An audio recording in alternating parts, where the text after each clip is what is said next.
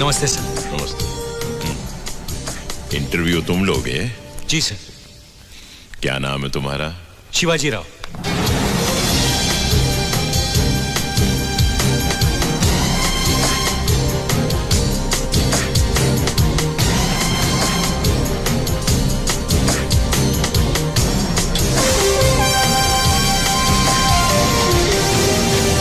नमस्कार।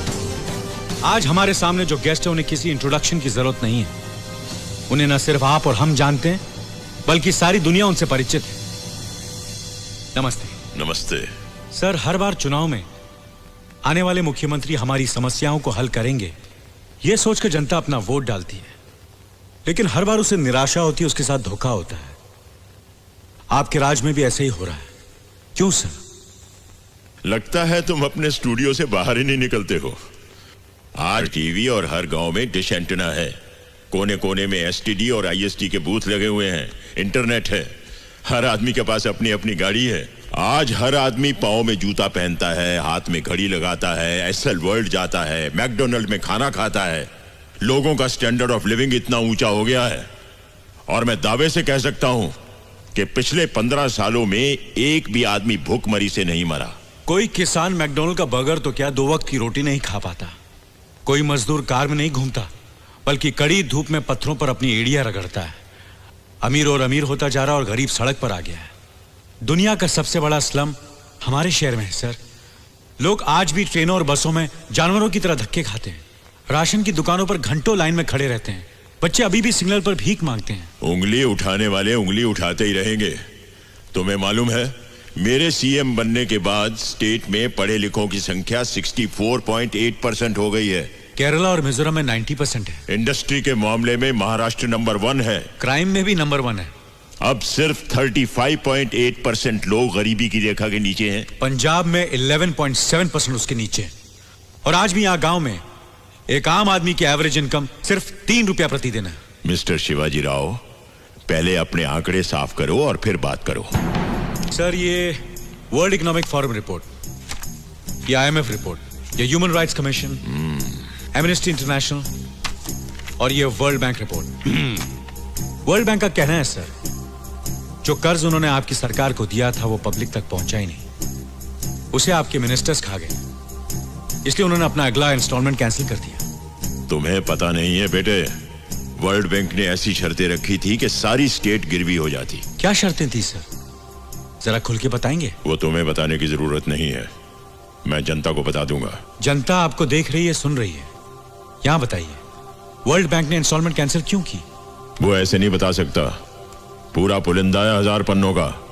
Annexure ABCD करके 18 section है।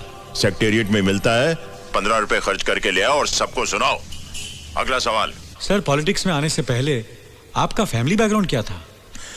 हमारा परिवार बहुत गरीब था, हम लोग खेती बाड़ी करते थे। अभी आपकी तनख्वाह कितनी है? क्या? सैलरी, तनख्वाह? सब काट कर कोई 18,000 रुपए होगी। यानी एक साल में 2,16,000, यानी आज तक की आपकी कमाई 20-25 लाख रुपए से ज्यादा नहीं हो सकती। फिर भी आपके पास 500 करोड़ रुपए की प्रॉपर्टी है, वो कहां से आई सर? अरे बाप रे, ये तो धोती खोल रहा है। सब बकवास है। तुम्हें जानना है मेरी प्रॉपर्टी के बारे में तो जाओ कोर्ट में केस करो, वहां आकर बताऊंगा कि मेरे पास क्या है। केस? वैसे ही कोर्ट में 14 लाख केसेस हैं जो 15 साल से चल रहे हैं। हर्षद मेहता का केस अभी तक चल रहा है। बॉम्ब ब्लास्ट वाले बाइज्जत बरी हो गए। एक औरत का रेप केस, जब उसका नंबर आया तो उसे मरे हुए 5 साल हो चुके थे और आप कहते हैं केस करो। ये याद है सर? हाँ, देखा है कहीं। ये आपका इलेक्शन मैनिफेस्टो है। ओह हाँ, याद आया, मैंने ही तो छपवाया था। हम जाति और अपराध रहित समाज की स्थापना करेंगे। समाज में कानून और व्यवस्था लाएंगे, औरतें फिर से सड़कों पर खुलेआम चल सकेंगी, घर घर में बिजली पानी राशन होगा, पूरी शिक्षा मिलेगी, महंगाई जाएगी, खुशहाली आएगी। वो खुशहाली आएगी की बजाय जाएगी छप गया था, मैंने उसे ठीक करवाया था, मुझे याद है। ये सब हुआ है? क्यों नहीं हुआ है? आप कहते हैं कि कानून और व्यवस्था लाएंगे, लेकिन उस कानून की धज्जियां उड़ाने वाले ही आप हैं। जातिवाद को बढ़ावा देने वाले भी आप हैं। ऐसी बातें करके तुम मुझे भड़काना चाहते हो क्या? मैं आपको भड़काना नहीं चाहता, मैं सिर्फ चाहता हूं कि लोगों को पता चले कि सच्चाई क्या है। ये देखिए, एक बस ड्राइवर ने बस रोककर पूरे शहर में चक्का जाम करवा दिया। उससे पूछा तो कहता है कि रूलिंग पार्टी का आदमी। दूसरा ड्राइवर जात के नाम से डराने लगा। कमिश्नर और पुलिस भी कुछ कर नहीं पाए क्योंकि आपने उन्हें कुछ करने नहीं दिया। अपना वोट बैंक बचाने के लिए आपने रास्ता जलने दिया। 250 करोड़ रुपए की प्रॉपर्टी जलकर राख हो गई क्योंकि आप चुप रहे। सैकड़ों गाड़ियां जली, लोग घायल हुए, मरे आपकी वजह से। आपने किसी को कोई कार्रवाई नहीं करने दी क्योंकि आपसे आपकी कुर्सी नहीं छूट रही थी, है ना? क्या पकड़ा है? इस इंटरव्यू को सनसनीखेज बनाकर नाम कमाने के लिए बेबुनियादी बातें कर रहे हो तुम। नो सर, सबूत है मेरे पास। उनमें से एक ड्राइवर मेरी पार्टी का है और दूसरा उन जात वालों का है जिन्होंने मुझे इलेक्शन में जिताया है, और वो स्टूडेंट्स हैं जो इलेक्शन में हमारा काम करते हैं। अगर इनमें से किसी को भी हाथ लगाया तो हमारा सपोर्ट चला जाएगा। No arrest, no tear gas. वो चिल्लाते हैं तो चिल्लाने दो। पहले चिल्लाएंगे, बाद में थक जाएंगे, फिर भूल जाएंगे। कुछ बसें जलती हैं तो जलने दो, दुकानें लुटती हैं तो लुटने दो। मैं 2-4 को पकड़कर एक। अब बोलिए सर, जनता से ज्यादा आपको अपनी कुर्सी प्यारी है ना?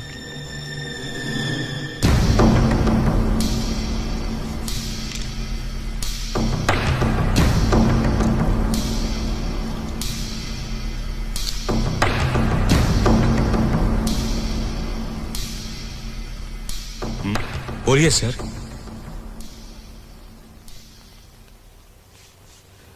अच्छा तो इंटरव्यू खत्म ना? जय हिंद। लोगों को उनके सवालों का जवाब अभी तक नहीं मिला। बैठ जाइए प्लीज।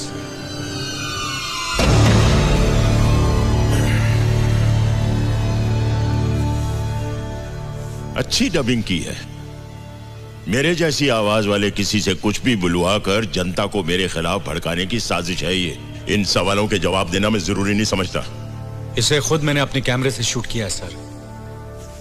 ऑपोजिशन वालों ने इसके लिए तुम्हें कितना पैसा खिलाया है? अगर आप ऑपोजिशन में होते तो कितना पैसा खिलाते? माइक पकड़कर सैटेलाइट टेलीविजन की आड़ में तुम मुझसे कुछ भी पूछोगे और मैं उसका जवाब दूंगा। क्यों?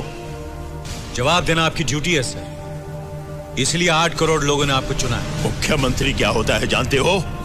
आज तक एक बार भी सीएम के ऑफिस में आए हो? वहां की चौखट पार की है तुमने? आकर देखो कि दिन में कितने लोग मिलने के लिए आते हैं, रोते हैं, सवाल पूछते हैं, धन्यवाद करते हैं, पैर छूते हैं, मालाएं पहनाते हैं, गालियां देते हैं। जानते हो कितना कुछ झेलता हूं मैं? जो सीएम की कुर्सी पर बैठता है ना, वही जानता है।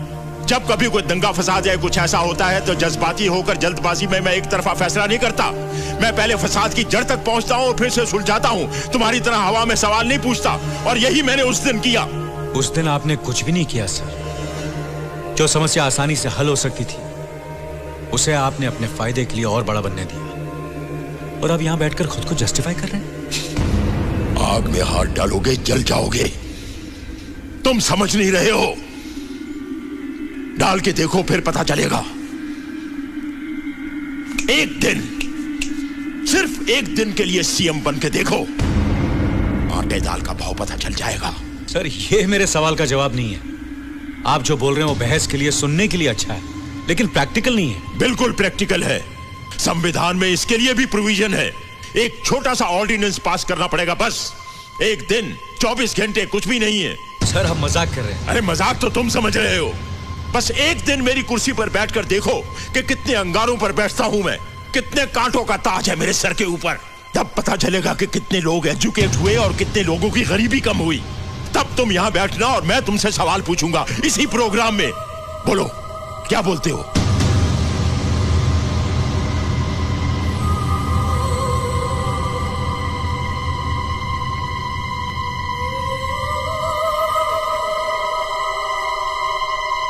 नहीं सर, वो आपका काम है, मेरा नहीं। बस हवा निकल गई। तुम रिपोर्टर लोग बस कुत्ते की तरह भौंकते हो, गाड़ी के पीछे पीछे भागते हो। जैसे ही गाड़ी रोककर दरवाजा खुला नहीं कि दुम दबाकर उल्टे पांव भाग जाते हो। बोलो, बनोगे सीएम एक दिन के लिए? लाइव टेलीकास्ट हो रहा है बच्चे। सब लोग देख रहे हैं, जवाब दो।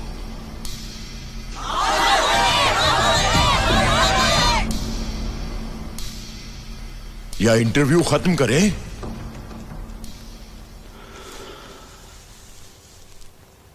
ठीक है सर, अगर ऐसा हो सकता तो मैं तैयार हूं। एक दिन के लिए मैं आपकी कुर्सी पर बैठकर देखूंगा।